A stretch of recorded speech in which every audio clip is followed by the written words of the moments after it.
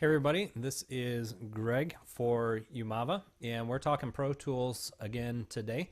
We started a little session in Pro Tools a while back and added in some instruments, talked about some basic routing stuff.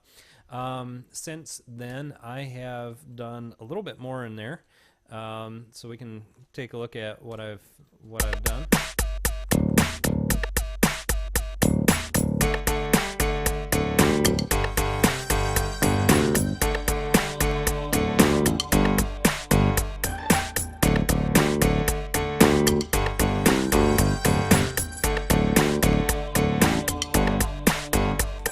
All right, so I've just added in a few other instruments and things. I'll point out a couple of things that I've done here. One, I added a little bit of EQ to a couple of the instruments.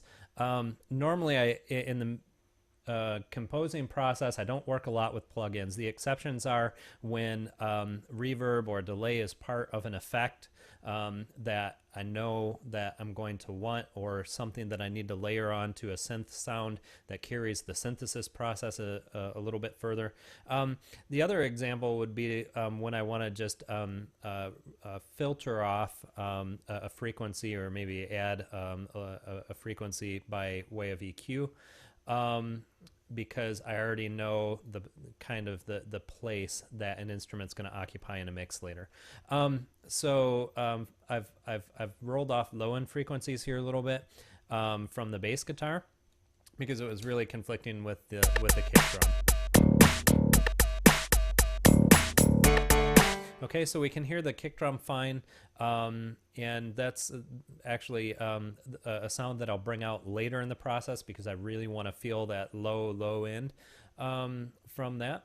And if I turn this off, you'll hear a lot more low end from the bass, but listen and see if you can really hear where that kick drum is.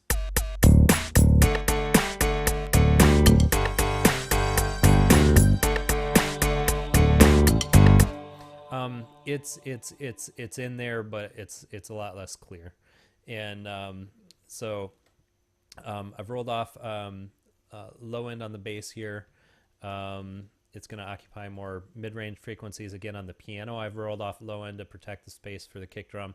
And here on this synthesizer, I've rolled off low end and accentuated some of the highs, because I want some of the sparkle to come in the mix to come from that particular instrument. I'll introduce you quickly to two instruments that I use quite a bit as well. And one is Massive. This is a very, very complex instrument, and I could do a whole set of tutorials on Massive, just all on its own. And maybe we'll get to that when we talk about synthesis a little bit. But I found a preset that I liked, and let me make sure, yeah, that's selected. So you hear how this just pans from right to left, and I'll point out something really simple that you can do with Massive, and that is that all of these little settings here with arrows, you can drag them to different places and have them affect some part of the synthesizer. And I liked the texture of the sound. I just wanted some additional motion to it. So what I did was I came here to LFO. LFO is a low frequency oscillator. That just means that it creates a regular pattern of sound. And I set up the type of sound that I wanted. I wanted it to go in sync with the music and to happen at a particular time. So I set the ratio for it. If I speed this up,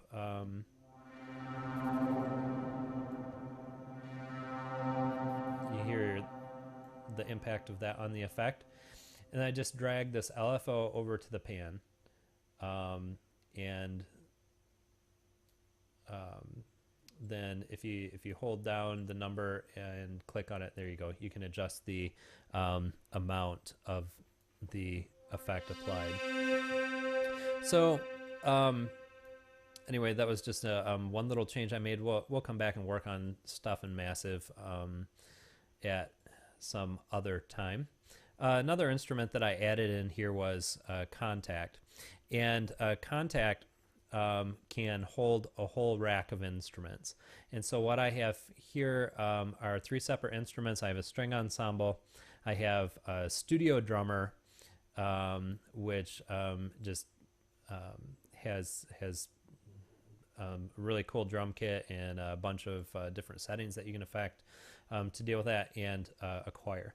Now the question is, when I have a rack of instruments like this, how do I send sound to each one?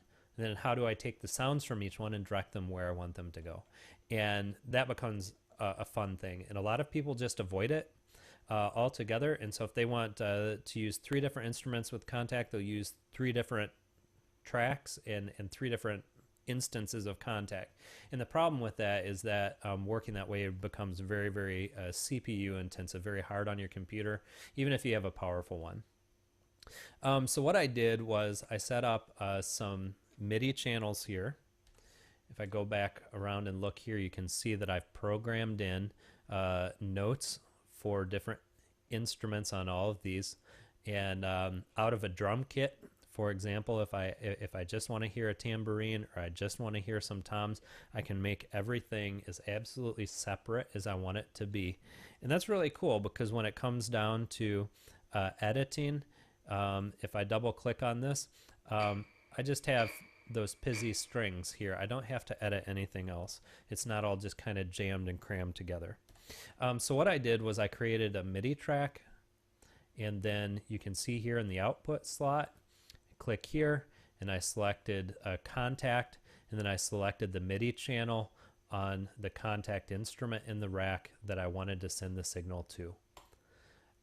You can do the same thing on the output side. Once a signal gets sent into Kontakt from any of these tracks, then I can also choose where to send it to. And so I take the output of the instrument from Kontakt, and if I click here on this aux track, again, an aux track just allows sound to go through it.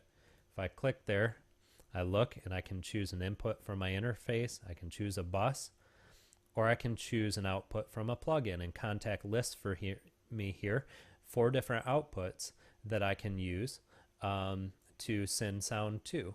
And if I go into Kontakt here, I can look at my different instruments, and actually, there we go. I can click on output, and now I can see where each of my instruments in that rack are sending audio signal to. And that becomes really important when it comes to mixing. The more that you can separate out different sounds, the more options that you have, obviously, to be able to affect how those sounds sound. And so this is really important. I find this very easy to set up in ProTools, actually, and I like to work this way. Again, like I said, it spares CPU power on your computer. I can set up a whole rack of different drum sounds in there and build a really complicated drum beat without using up too much system power that way. From here, I'll continue layering up the song and working out a proper arrangement, and we'll see where it goes to.